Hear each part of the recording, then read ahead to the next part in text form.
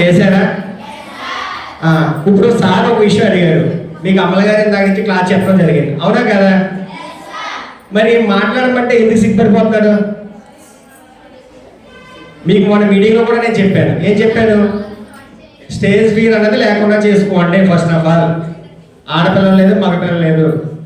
ఈ లోపల మరి గుసగుసలు ఏంటి అంటే చెప్పింది వినరా? వినాలి కదా. మీ తరఫు నుంచి అమ్మ ఏది పుడతానే రాదు తల్లి, ఎవరికైనా సరే వచ్చా పుడతా వచ్చా స్లోగా అన్నీ నేర్చుకోవడమే కదా. మేము కూడా అంతే అమ్మ, భయభక్తులు. అలాగే భయభక్తు గోల్డెన్ స్కూల్ కూడా ఎవరు ఉండరు. కష్టపడి సంపాదించుకోవాలి, కష్టపడి నేర్చుకోవాలి. మీరు మరి ఇందాక నుంచి అమలుగా చెప్తున్నారు, చాలా కాన్ఫిడెంట్గా చెప్తారు మేడం. మీకు మహిళా పోలీస్ గారు అవ్వచ్చు, మరి ఈవాటి గారు అవ్వచ్చు. ఎందుకంటే మా ఈవాటి గారి కోసం మేము చెప్తాం, ఎందుకంటే మమ్మల్ని అన్నింటిలో ముందు నడిపించింది ఆయన. మీకు మేడం గారు చెప్పారు కదా, మహిళా పోలీస్ గారు ఏం చెప్పారు? చెప్పిన విషయం చెప్పండి అనే సిగ్గుపడుతున్నారు కదా. రేపు పొద్దున మిమ్మల్ని ఎవరైనా ఎడ్యూట్ చేస్తే మీరు ఏం చేస్తారు? అప్పుడు కూడా మన సిగ్గుపడిపోయి దాచుకుంటారా మనసులో? ఏం చేయాలి? ఏం చేయాలి తల్లి చెప్పండి? పేరుతో చెప్పాలి. అప్పుడు మొహం పడతారు. ఇప్పుడులాగా ప్రతిదీ మనం ఓపెన్ ఉండాలమ్మా, అవునా కదా? నీకు ఫస్ట్ ఆఫ్ ఆల్ భయపడుతూ ఉంటే భయపెడుతూ ఉంటారు, అంతేనా? భయపడుతూ ఉంటే భయపెడుతూ ఉంటారు. ఒక్కసారి తిరిగి చూస్తే, ఒక్కసారి రివర్స్ అయితే ఏమవుతామా? ఎక్కడికో వెళ్ళిపోతారమ్మా. మళ్ళీ జీవితం మన సభ్య సమాజం చూడరు.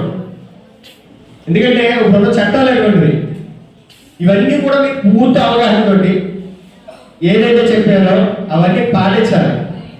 పాటించాలంటే ఫస్ట్ ఏముండాలి? మనకి ధైర్యం ఉండాలి. అది ఫస్ట్ ఆఫ్ ఆల్ మీరు అందరూ అలవర్చుకోవాలి. చిన్న స్థాయి నుంచి ప్రతిసారి కూడా మా ఎంఈఓ గారికి సభముఖంగా చెప్తాను, మెయిన్ సార్ మనం ఈ స్కూల్ పిల్లలకి మైక్తో మాట్లాడే విధానం ఏదో ఒక 10 నిమిషాల క్లాసులో మనం కంపల్సరీ మోటివేషన్ చేసేలా చేయాలి సార్. ఎందుకంటే పీజీ, ఎంకామ్, పిహెచ్డి ఎంత చేసినా కానీ చాలా వరకు చాలా మందికి స్టేజ్ ఫియర్ అనేది ఉంది.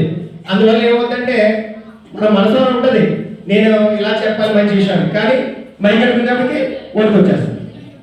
అసలు విషయం రాదు, చెప్పలేదు.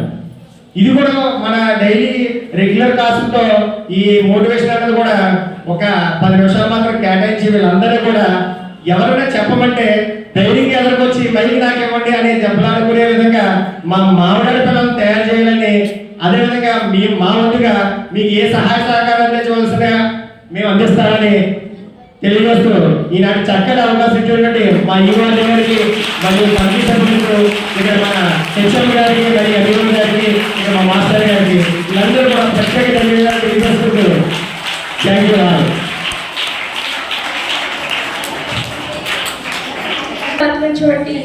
పెద్దపూడి మండల ఎంఈఓ సార్కి, అలాగే యుఓపిఆర్టీ సార్కి, మామిడాడి సెక్రటరీ సార్ గారు అండ్ మీ అందరికీ కూడా నా శుభాశీస్సులు. నా పేరు జెస్సీ జాస్మిన్, నేను పెద్దపూడి 2 మహిళా పోలీస్. అయితే మనకి ఇప్పుడు వరకు అమలు మేడం చాలా విషయాలు మీతో షేర్ చేసుకున్నారు కదా, మీకు అవేర్నెస్ ఇచ్చారు కదా. ప్రివెన్షన్ ఆఫ్ చైల్డ్ అబ్యూస్, దానికి సంబంధించి పోక్సో యాక్ట్ గురించి కూడా చెప్పారు సార్. మనకి OPRT sir good touch bad touch గురించి చెప్పారు, పోక్సో యాక్ట్ గురించి చెప్పారు. మన సార్ సెక్రటరీ సార్ మీకు ఉండవలసినటువంటి కాన్ఫిడెన్స్ గురించి చెప్పారు. సో ఇప్పుడు నేనేం చెప్తున్నాను అంటే, ఈ 3 ఉండి మీలాంటి స్కూల్లో చదివే పిల్లలు వాళ్ళ యొక్క లైఫ్లో జరిగిన 3 ఇన్సిడెంట్స్ మీకు చెప్తాను, ఓకేనా? First one, prevention of child abuse. నేను ఇక్కడికి రీసెంట్గా ట్రాన్స్ఫర్లో వచ్చాను. నేను పాత వర్కింగ్ ప్లేస్ నాది ఎక్కడంటే కోనసీమ డిస్ట్రిక్ట్. నేను అక్కడ వర్క్ చేసేటప్పుడు ఇలాగే పిల్లలందరూ ఉంటే నేను ఎవ్రీ మంత్ అక్కడికి అవేర్నెస్ ఇవ్వడానికి వెళ్ళేదాన్ని.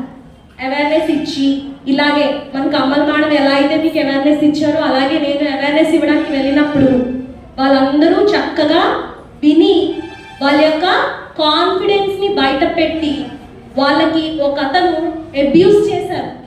స్కూల్లో చదివే 8th and 9th క్లాస్ పిల్లలు, ఇద్దరిని సిస్టర్స్ అన్నమాట, అక్క చెల్లెళ్ళు, వాళ్ళిద్దరిని ఊర్లో ఒక అతను అబ్యూస్ చేశారు. అబ్యూస్ అంటే మీరు విన్నారు కదా, అబ్యూస్ అంటే అబ్యూస్ అంటే విన్నారు కదా ఇప్పుడు వాళ్ళు. మనల్ని ఇబ్బంది పెట్టి మనకి ఏదైనా ఇబ్బందికర వాతావరణం చేస్తే అది అబ్యూస్. అయితే అబ్యూస్ ఏ విధంగా చేస్తారు అంటే గుడ్ టచ్ బ్యాడ్ టచ్తో పాటు వాళ్ళ అవతల వ్యక్తి, అందరూ ఎలాగో ఆడపిల్లలు ఉన్నారు కాబట్టి ఈ విషయం చెప్పాలి కాబట్టి నేను చెప్తున్నాను, అవతల వ్యక్తి యొక్క ప్రైవేట్ పార్ట్స్ మనకి చూపించి ఆ విధంగా కూడా మనల్ని అబ్యూస్ చేస్తారు. అక్కడ మాకు అలాగనే జరిగింది. అతను అక్కడ ఒక ఇబ్బందికర వాతావరణం సృష్టిస్తే ఆ పిల్లలిద్దరూ ఏం చేశారు తెలుసా, ముందు రోజు నైట్ వాళ్ళిద్దరికి అతను అలా ఇబ్బందికరంగా చేశాడు. నెక్స్ట్ డే మార్నింగ్ మన సార్ చెప్పారు మనకేముండాలి, కాన్ఫిడెన్స్ ఉండాలి, ముందుకొచ్చి మాట్లాడే కాన్ఫిడెన్స్ ఉండాలి. వాళ్ళిద్దరూ నెక్స్ట్ డే మార్నింగ్ నా దగ్గర వాళ్ళ పేరెంట్స్కి చెప్పారు. చెప్పగానే నెక్స్ట్ డే మార్నింగ్ నా దగ్గరికి పరిగెట్టుకుంటూ వచ్చి అక్క నిన్న నువ్వు మాకు అవేర్నెస్ ఇచ్చావు, అతను మమ్మల్ని ఇలా చేశాడు, మాకు ఇబ్బంది కలిగించాడు, మేము ఈ ఇబ్బంది నుండి మేము తప్పించుకోవాలనుకుంటున్నాం, మాకు నువ్వు హెల్ప్ చేయాలి అనగానే విక్టిమ్ యొక్క పేర్లు అంటే ఎవరైతే కంప్లైంట్ చేశారో వాళ్ళ యొక్క పేర్లు బయటికి రాకుండా అతన్ని తీసుకెళ్లి పోలీస్ స్టేషన్కి చెప్పడం జరిగింది. ఆ పిల్లలిద్దరికీ కూడా కౌన్సిలింగ్ ఇవ్వడం జరిగింది.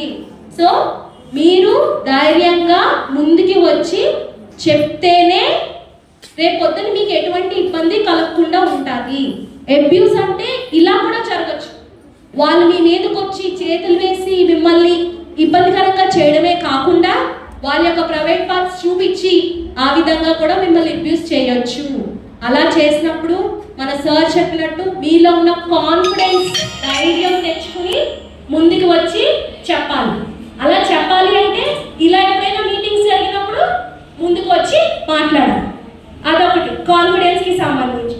రెండోది మనకి ఇక్కడ ఇందాక ఎల్ఈఓ సార్ మాట్లాడుతూ హెల్ప్ లైన్ నెంబర్స్లో చెప్తూ పోలీస్ హెల్ప్ లైన్ ఎంత అని చెప్పారు, 100 అని చెప్పారు కదా, 100 100 అని చెప్పారు.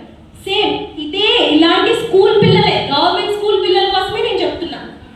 ఒక రాజమండ్రి మనకి కనెక్టెడ్ టు జొన్నాడ బ్రిడ్జ్, మీకు ఐడియా ఉందో లేదో, కోనసీమ సైడ్. అక్కడ ఒక అతను ఒక మదర్ని, పాపని, ఇంకొక చిన్న పాపని, మీకు గుర్తొస్తుందా ఇన్సిడెంట్, మీరు టీవీలో చూసుంటారు. ఒక మదర్ని, ఒక పాపని, వాళ్ళ యొక్క సిస్టర్ని అతను ఆ బ్రిడ్జ్ పై నుంచి తోసేసి వెళ్ళిపోయాడు. వెళ్ళిపోతే ఆ చెల్లి అండ్ ఆ మదర్, ఆ యొక్క గోదావరి, అంటే ఇవన్నీ నేను ఎందుకు అంత పర్టికులర్గా చెప్తున్నాను అంటే అవన్నీ నాకు అక్కడ నేను వర్క్ చేసిన ప్లేస్లో నాకు అవన్నీ కేస్ స్టడీస్ అనమాట. అంటే ఆ పక్క విలేజే మాది. సో ఎప్పుడైతే ఆ యొక్క మదర్ అండ్ సిస్టర్ని తోసేసి తినని కూడా తోసేశాడు. 8th క్లాస్ చదువుతుందా పాప.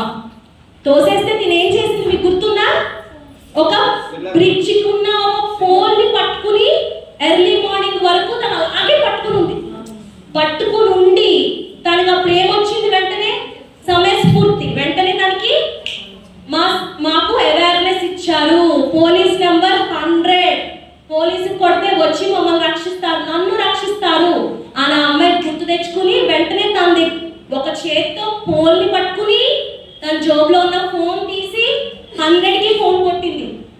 దేని కొట్టింది, పోలీస్ నెంబర్ 100కి ఫోన్ కొట్టింది.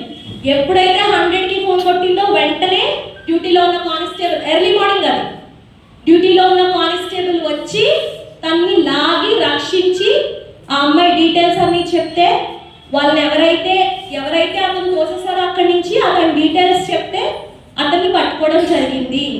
సో ఈ అవేర్నెస్ అన్నీ ఎందుకు ఇస్తాం, మీ టైం మా టైం ఇంత పెట్టుకుని ఎందుకు ఇస్తాం, ఎక్కడో ఏదో ఎప్పుడో జరుగుతుంది, ఒకవేళ జరగవచ్చు జరగకపోవచ్చు, జరిగినప్పుడు మన ఊర్లో మనం పెట్టుకున్నది యూజ్ చేయాలి, వాడాలి.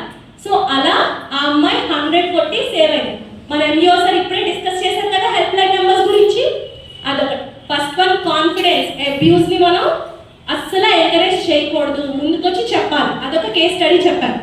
సెకండ్ కేస్ స్టడీ ఏం చెప్పాను మీకు, 100 హెల్ప్ లైన్ నెంబర్స్ అనేవి ఎంత ఇంపార్టెంట్ అనేది చెప్పాను. సో మనం ఏమనుకుంటాం, అక్క వాళ్ళు చెప్తున్నారు, ఓకే సార్ వాళ్ళు చెప్తున్నారు, మనకి ఇదంతా అవసరం ఉండదు, మనకి అవసరం రాకపోవచ్చు అనుకుంటాం. కానీ ఎప్పుడైనా అవసరం వస్తే మనం ముందుకొచ్చి కంపల్సరీ ఎక్స్ప్రెస్ చేయాలి, అంతే కదా. మనకి ఏదైనా రాంగ్ జరిగింది అనుకో, ఇప్పుడు మనం ఏదైనా ఫుడ్ తింటున్నాం, అది మనకు నచ్చట్లేదు అనుకో, ఏం చెప్తాం?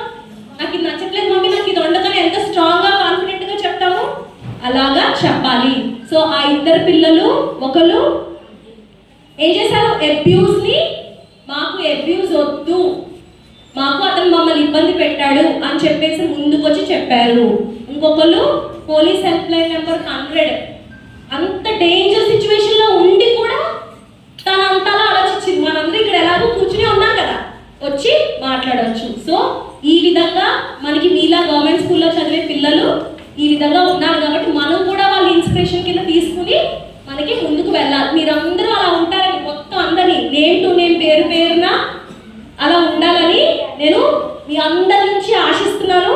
మీరందరూ అలా ఉంటారని నేను ఎక్స్పెక్ట్ చేస్తున్నాను. అండ్ మీ యొక్క స్టడీస్ విషయం కూడా మీకు ఆల్ ద బెస్ట్ చెప్తున్నాను. Thank you.